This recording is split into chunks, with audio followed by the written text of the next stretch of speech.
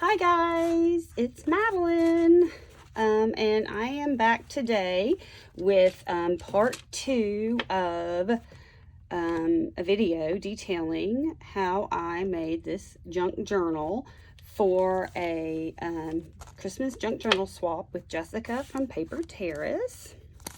And so let's go ahead and get into it. All right, so when we last left off, I was working on the cover, and I decided to sew around the edges of the journal, as you can see here. And I also went in, I hope you can see that, and I sewed around here and I sewed in between. So that is very secure and we are ready to go. Now, again, if you do not have a sewing machine, that is so fine, no worries. Just use a really good strong glue. Let it dry before you move on to the next step. Okay, so the next step is going to be putting our image in the window. What I did off camera is I took my pencil and I kind of traced really lightly. I tried to trace along the edges, kind of not exactly, but give myself some room, some more around like the outside of the actual opening. All right, so I could cut this down a little bit, because if you remember in the first video, we went and we marked it like this, so we would know exactly where we wanted the image to be. So then I went in and I really just kind of very lightly, if you could see what I'm doing there with my pencil, went inside there and just kind of, you know, marked around. So now I'm going to take my scissors and I'm just going to kind of get rid of some of this, not kind of, I'm going to get rid of some of this excess bulk here around the edges. Whew, sorry guys. This has been such a crazy week in my house. I mentioned in the last video that my family is going to be going out of town for Thanksgiving, which I'm very excited about. So I'm kind of trying to get ready for that because I'm filming this before Thanksgiving. And then my husband is away pheasant hunting in South Dakota in Kansas, which is about 18 hours from where we live. And my daughter got the stomach bug 2 days ago and is home with the stomach bug. So that is just, you know, I'm just having a great week. You know, it's like Murphy's Law. When the husband goes out of town, everything goes wrong. So anyway, back to the project. I've got this kind of centered here where I want it. All right, now it's time for my glue. For this part, I'm going to use my Art Glitter Glue. Okay, and this is a glue I really like to use for detail work. And I like to use it when I just need a little bit because it has such a fine tip. And so I'm trying to create this with a little bit of a more fine tip. See, oh my gosh, I hope I'm making sense, you guys. I'm going on such little sleep. So I'm going to go around. And the other good thing about this glue is it dries perfectly clear, which is a great feature of it. So now I've just put a little bit of glue on this. And so I am going to kind of look and see where I have my pencil marks and try to gently put this down. And you can see down here, I got a little bit crazy with my glue. So I just have a wet wipe. So I'm just going to gently kind of mop up some of this glue with my wet wipe. And we'll try this again. Just kind of very steadily get it where you want it. Okay. And then once you get it the way you like it, which I'm happy with it right there, you're going to give it a press. Really, really good press. And then, since I have this fine tip, I like to go in and just kind of run a little bitty bead of glue down the center here and also underneath here.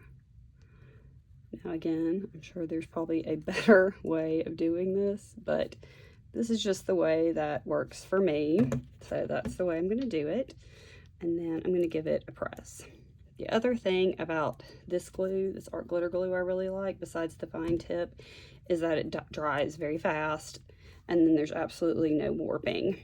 So it's a really good glue for, like I said, detail work where you just don't need a ton of glue. You don't want a ton of wet glue. You don't want your project to become all wet.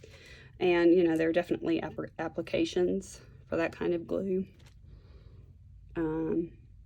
But for this, I just think that works the best. Okay, so let's go ahead and turn it around. And now I'm going to come around to the back. And again, very carefully, just kind of put a teeny bit of glue right there. Give it a press. Get a little glue here.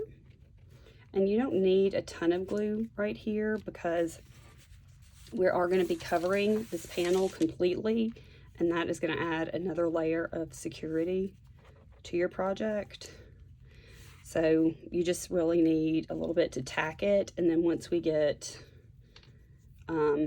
our next layer on the cover, it's really going to be in there. It's going to really be held in place.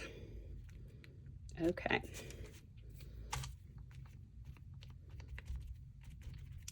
Perfect. Alrighty, so here we go, and there she is. Okay, very, very good. So now what I want to do is, and I meant to do this before, but hey, this is real life crafting, y'all. I meant to cut out a piece of cardstock prior to put on top of this, like I mentioned, to layer it. So I'm just going to use another piece of manila folder. I meant to do it before I started filming, but hey, this is real life crafting.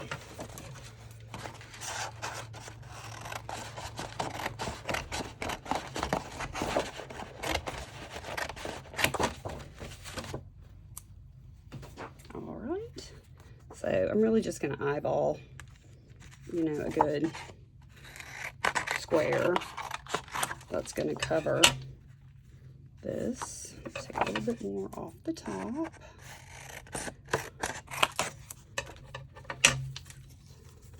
Let me get this garbage out of the way. Okay. There we go. Let me get a little bit more off this corner, and then we will be ready for our glue. Now, for this part, I am going to use my Fabri-Tac. Okay. Again, it has a great hold, a fast grab, and no warping. And it also dries fast. So dries clear, but this has got a bigger tip, and it's good for a larger application of glue, in my opinion. So I'm just gonna put that on there. And again, this does not have to be perfect. It's all gonna be hidden. This is just adding an extra layer of security to your window piece. All right, so we're just gonna put that right there, and let me grab my bone folder and get that pressed down really good. Get that glue to grab on, and that's really just going to very much support our cover and our image and our window. So there we go. Yep, very happy with that. That came out very good. Okay, beautiful. So now the next step is, and I've already done this on my one that I've completed, my test, is I cut out scrapbook paper to go on the inside, and I also I like to take it to my sewing machine, and this is just extra, add a little sewing decoration around it. I just think it adds a little bit of texture to it. But before I do that, I like to grab a piece of muslin, just kind of a thin piece of cotton, and line the inside of the book. And this is a little bit long, so I'm just going to trim a little bit off the end here, like that. All right, good. And let me get these edges. And the reason I tear it, you don't have to tear it, but the reason I tear it is I like the fray. I like the little edges. Again, I think it just adds a little bit of dimension, texture, and personality to your journal.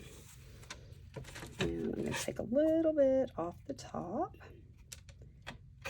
So, as you can probably tell by now, I don't do a lot of measuring. I just do a lot of looking, eyeballing, trimming, like that.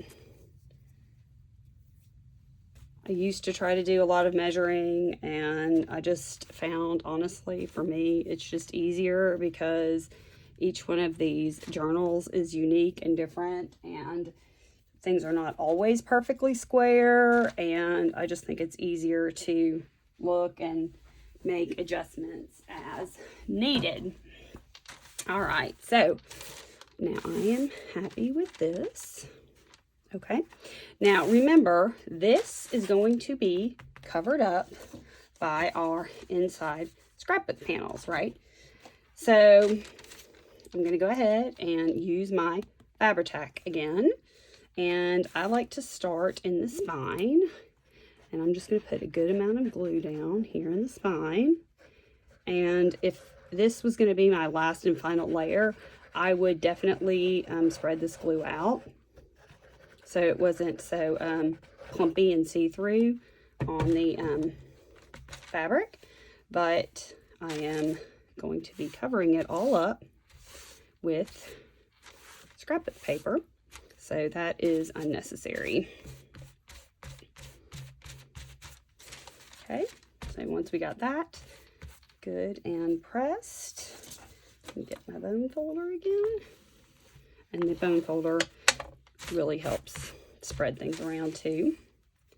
I'm going to go to the back cover, and this is just my method. This is just how I've always done it. I don't know why I start with the back cover, but I just do.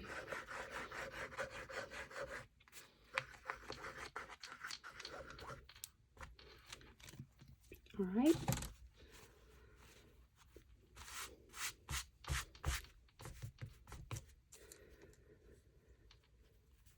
So yeah, like I was saying, this has been a very interesting week.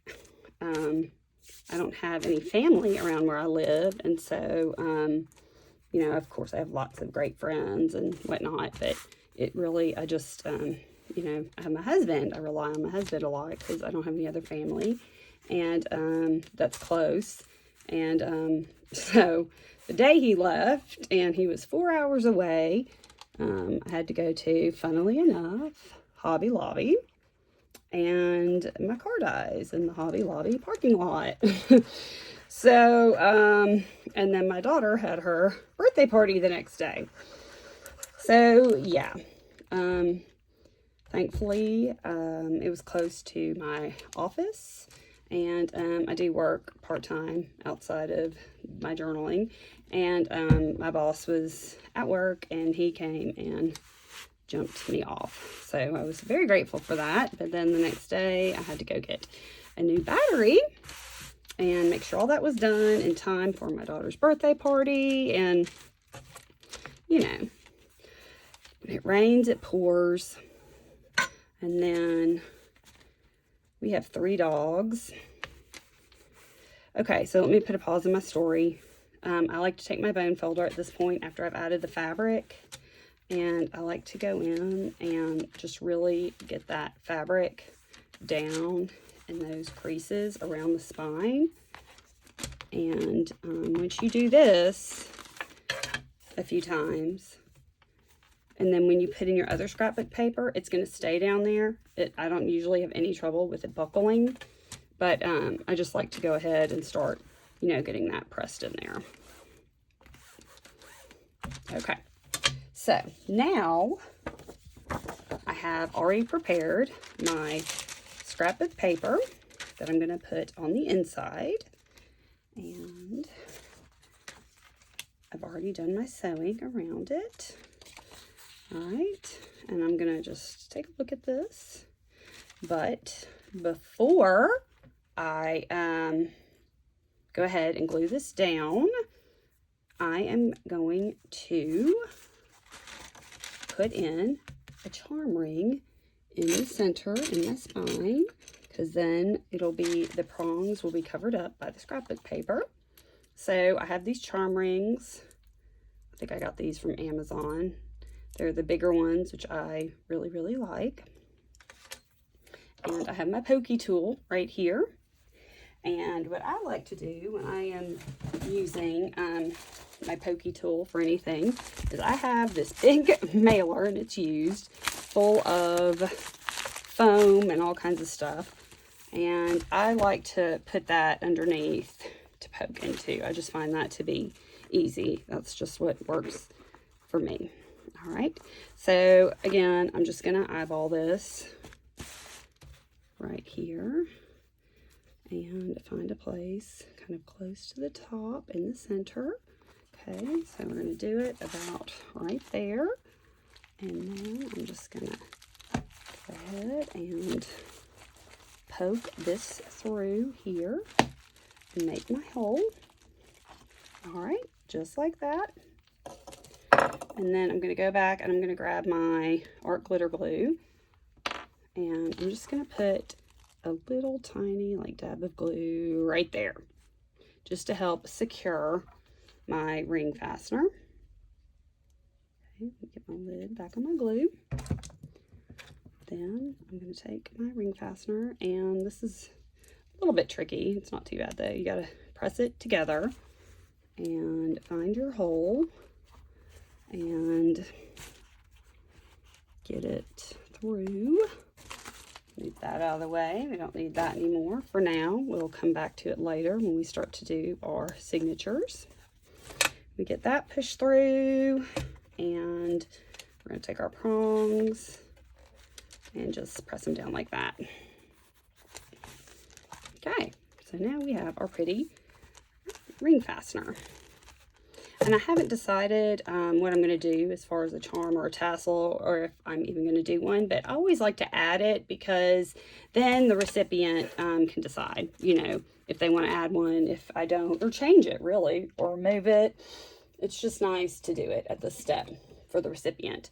Then again, you don't have to do this. This is a little long over the edge of the book here, so I'm sure you can see that. So I just take a pair of clippers like this, and I just snip that end off like that. Okay, and that way I have shortened it, and then, you know, nobody is going to accidentally, you know, brush up against it and poke themselves with it. All right, so I'm very happy with that. That looks good. Oh, how cute is that? I'm so excited about this journal, y'all. Okay, now back to where I was with this, and this is just another tip. When I'm cutting this, I take a pencil and I lightly write back and front on it, because I have swapped this before and glued it down incorrectly, and it didn't really match, so it was that was a hot mess, but I've learned. That's the thing about this whole hobby, honestly, is sometimes mistakes are your best friend. Oh, and I'm going to use my fabric tack for this too. Because you learn methods, you learn things to avoid. And, you know, back to what I was saying in the first video about, like, just make a lot of journals, give them away, you know, make a lot of mistakes. You can fix mistakes. It's super easy. Of course, as you know, you can just add some lace or, you know, to fix anything generally, but make those mistakes, because then you learn some good tips. And maybe one day you guys will be passing those tips along to other creators. I hope that you will. All right, so I'm just gonna kind of bend my book like this. You can see I don't want this to be too close to my right here next to my spine, so when it opens there's some room, but I'm happy with that, how that is. And you do have a second with the fabric tack to do a quick move, but then it dries and it is not going anywhere, let me tell you. So now I'm going to move on to my, make sure I'm going the right direction, that I'm going to put down in the spine. And these, I just use a pencil usually and mark, but they are a little bit smaller. I mean, maybe 1/10 of an inch smaller than the actual spine and the front and the back cover. So, I mean, that's just another tip too, that when you go to cut paper, you know, it's about 1/10 of an inch smaller, and you want it to be just a little bit smaller, because you need that little bit of extra space in there. All right, so that looks good. So I'm just going to go ahead and press this down. Y'all tell me if the lighting is better on this video. I tried to adjust and see what I could do to make it better. So y'all tell me if you think it looks better. Okay, so anyway, I think I was telling you a story about my dog. We have 3 dogs, and the oldest one is a cute little Maltipoo. He's just a little white, fluffy, you know, less than 10-pound thing, super cute. His name is Bo, and he stays at home on the hunting trip. And then we have 2 Rock Frances, 2 French pointers. We actually had a litter. Pippa, our first one, had a litter of Rock Frances puppies over the summer.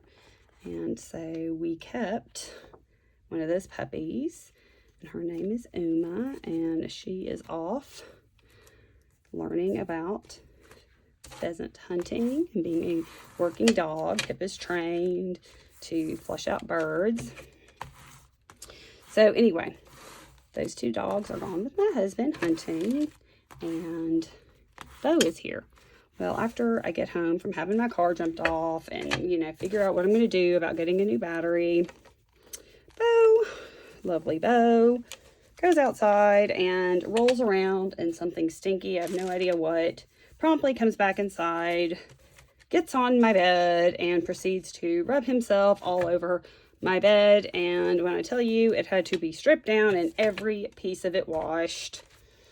I had to wash every single layer of my bed, because he didn't go halfway, y'all. He did a great job of bringing that stink in. He had to be washed, you know, just never a dull moment, which really, there's never a dull moment anyway, ever in my house. But I mean, you know, let's just add it on while Daddy's gone, right?